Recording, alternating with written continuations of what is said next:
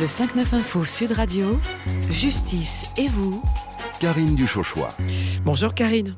Bonjour Christine, bonjour à tous. Vous répondez à la question de Jean-Paul qui est propriétaire d'une brasserie située sur une place très passante. Oui, alors Jean-Paul nous dit que lors des travaux de mise en place du tramway qui ont duré plusieurs mois, l'accès à son restaurant a été très difficile et il a perdu un chiffre d'affaires important. Il souhaite aujourd'hui savoir s'il peut être indemnisé pour cela et comment il peut faire. Avec nous pour lui répondre, maître Sylvain Pontier, qui est avocat au barreau de Marseille. Bonjour maître. Bonjour. Alors, est-ce qu'il est possible pour Jean-Paul de demander une indemnisation ?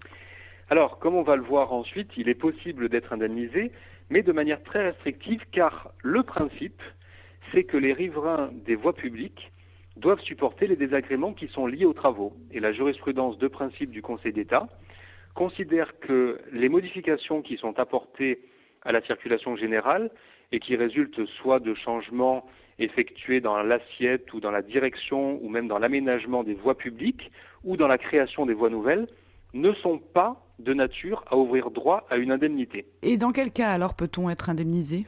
Alors la jurisprudence est très sévère. Elle considère que on peut aller au-delà du principe et donc tomber en quelque sorte dans l'exception lorsque ces modifications ont eu pour conséquence d'interdire ou de rendre excessivement difficile l'accès des riverains à la voie publique. Ce qui veut dire que concrètement, il faut que soit les clients n'aient plus pu du tout accéder à la boutique ou au restaurant, soit que les conditions aient été tellement difficiles qu'elles aient empêché véritablement ces personnes de se rendre dans ce commerce ou cette brasserie dans lequel elles avaient l'habitude d'aller. Et comment le préjudice est-il calculé alors ? Alors c'est souvent un point de discorde entre les requérants et l'administration, puisque le commerçant essaye d'obtenir une indemnisation la plus élevée possible et la collectivité essaye de minimiser les sommes qu'elle verse pour préserver ses finances. Alors il y a souvent des combats d'experts.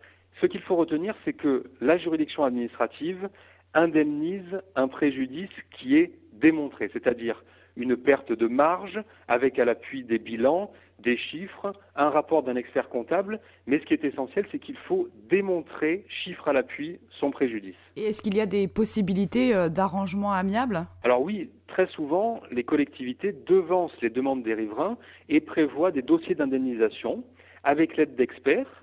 Ce sont parfois d'ailleurs des experts qui sont désignés par le tribunal administratif et qui vont avoir pour mission de déterminer exactement la perte de marge du commerçant.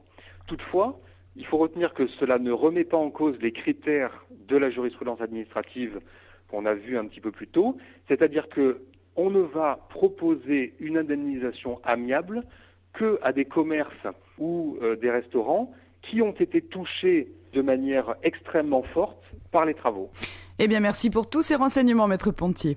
Et si vous voulez réécouter cette chronique, vous pouvez le faire sur notre site sudradio.fr.